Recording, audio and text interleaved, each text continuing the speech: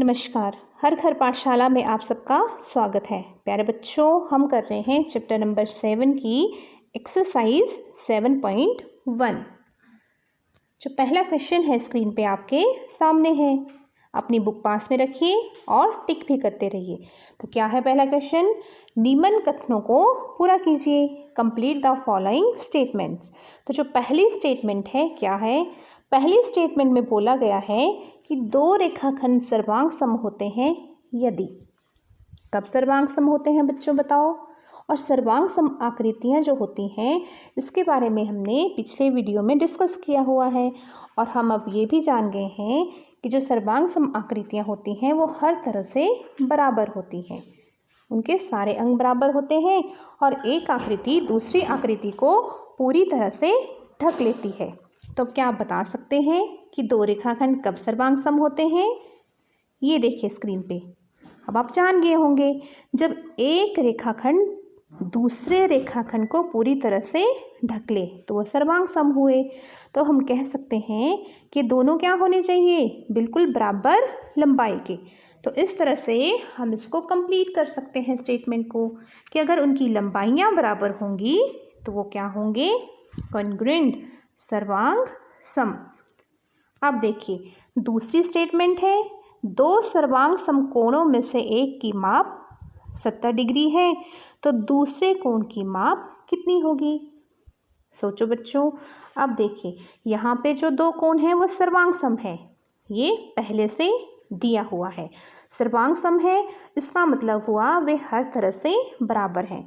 हर तरह से बराबर का मतलब हुआ कि जब दो कोणों को हम क्या करेंगे, एक कोण को दूसरे कोण के ऊपर रखेंगे तो उनके शीर्ष भी मैचिंग होंगे और उनकी जो भुजाएं हैं वो भी क्या होंगी? सुमेलित होंगी, जैसा आकृति में नज़र आ रहा है। एक कोण ने दूसरे कोण को पूरी तरह से ढक लिया, एक का शीर्ष दूसरे शीर्ष से मैचिंग है और जो साइड्स हैं वो भी क्या है? बिल्कुल सुमेलित है। ऐसा लग रहा है कि क्या है? दो कोण नहीं है, एक ही कोण है।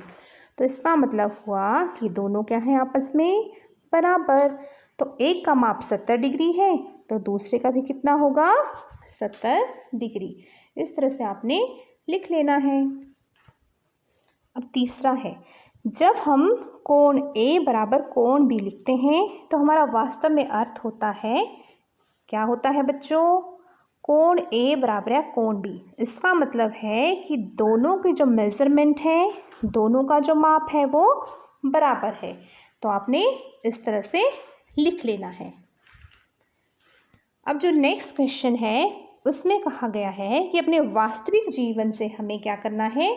सर्वांग समता के एग्जाम्पल देने हैं। तो प्यारे बच्चों, मैंने आपको पहले भी बोला था कि हमारा जो सारा जीवन है, आसपास की जो चीज़ें हैं, कहीं ना कहीं सर्वांग समता की झलक होती है। हमें बस उसे पहचानना है। कुछ एग्जाम्पल आपके सामने हैं, कुछ आप अपनी मर्जी से दे सकते हैं। तो ये आपने अपने इच्छानुसार नोट कर लेना है। अब देखिए नेक्स्ट क्वेश्चन है, यदि सुमेलन ABC और FED के अंतर्गत त्रिभुज ABC सर्वांग सम है त्रिभुज FED के, तो त्रिभुजों के सभी संगत सर्वांग सम भागों को लिखिए। अब प्यारे बच्चों क्या है, हमारे पास दो त्रिभुजें दी हुई हैं, आपके सामने हैं। इनका क्या है? सुमेलन किया गया है। देखिए यहाँ पे है ना आपके सामने। अब हमें क्या करना है? इनके कॉरेस्पॉन्डिंग पार्ट्स मेंशन करने हैं। तो सबसे पहले इन आकृतियों में देखिए, जो शीर्ष A है वो F के साथ सुमेलित है, जो C है वो किसके साथ सुमेलित है? D के साथ, और जो B है वो E के साथ सुमेलित है। ये तो यहाँ पे नज़र आ रहा है। तो अब हम क्या करेंगे? इनके कॉरेस्पॉन्डिंग पार्ट्स यानी एंगल्स और साइड्स मेंशन कर देंगे। तो देखिए बच्चों, यहाँ पे एंगल्स हैं और यहाँ पे साइड्स हैं। जब इस तरह से हमारे सामने ये सुमेलित दोनों त्रिभुजें होंगी तो हम एंगल्स भी लिख सकते हैं और साइड्स भी लिख सकते हैं। तो आपने इस तरह से कर लेना है। अब देखिए नेक्स्ट है, हमें कहा गया है कि त्रिभुज DEF और त्रिभुज BCA सर्वांग सम हो, तो हमें क्या करना है, BCA के उन भागों को लिखना है जो निम्न के संगत हो। हमें दिए हैं 4 पार्ट्स, इनके कॉरेस्पॉन्डिंग पार्ट्स हमें लिखने हैं। तो जो आकृतियां हैं, जो 2 त्रिभुजें हैं, वो स्क्रीन पे आपके सामने हैं। एक है त्रिभुज DEF और एक है त्रिभुज BCA। अब देखिए, यहाँ पे जो शीर्षों का सुमेलन है वो आपके सामने है। जो E है वो C से सुमेलित है, A F से और D B से। ये हमारे सामने है। अब बताओ बच्चों, जो हमारा कोण E है वो किसके संगत होगा? कोण E के संगत कोण बताइए। तो हम आसानी से बता सकते हैं, कोण C। इस तरह से लिख लेंगे। अब है EF लाइन सेगमेंट।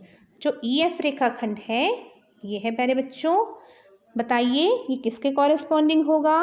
तो हम यहाँ पे लिख लेंगे CA, इस तरह से।